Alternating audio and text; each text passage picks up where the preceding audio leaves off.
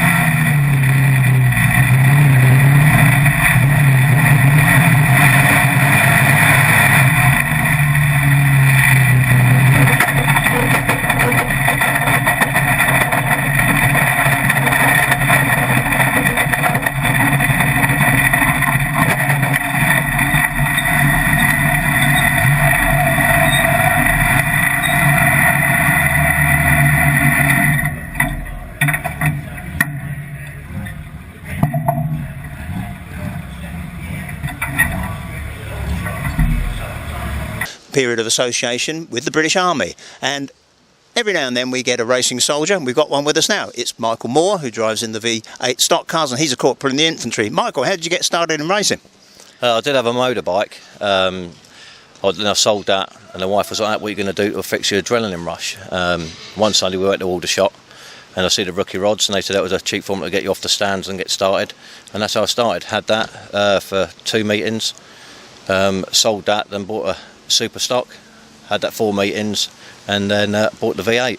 Yeah. And you've seen a lot of active service before that, I believe, all over the place? Yeah, I've done a few tours of Northern Ireland, Iraq, Bosnia, and just lately Afghanistan as well. So you're a career soldier, and any plans yet as to when you might leave, or carry on? My retirement is in June 2014, and that's my 22 years of service done. Well, meantime, I know you've moved away from Aldershot itself, but you're still reasonably handy for the tracks at Speedworth, and still enjoying the race. You've been getting some good results the last year or so. Yeah, absolutely loving it. The V8s are fantastic. Even the guys that race the other cars, you got any problems with the cars and that, they're always willing to help. Yeah, it's always been a pretty good formula from that, a gentleman's formula if you like, but you're also well involved as now you're sort of not doing on quite so much active service with the Help for Heroes campaign, is that right? Yeah, I advertised the Help for Heroes on the car, and 2 years ago when they done the Help for Heroes meeting at Aldershot, they had to stand there and I put the car up there as well, and they got some good interest in that. Yeah, it certainly attracted a lot of interest at that time. And have you got anybody else that you camp with who might be interested in racing now? I gather your assistants are all military men. Yeah, I've got a guy just started up now. He's in Afghanistan at the moment. He's just bought a rookie rod before he went out. He's had 2 meetings in it, so hopefully he'll continue that when he gets back in September, October. Yep. Meantime, a lot of racing to be done this year, and I mean, there's a little bit down on numbers this year, don't you think? And this being a Wednesday night at Arlington, you've raced here a few times. What do you like the track?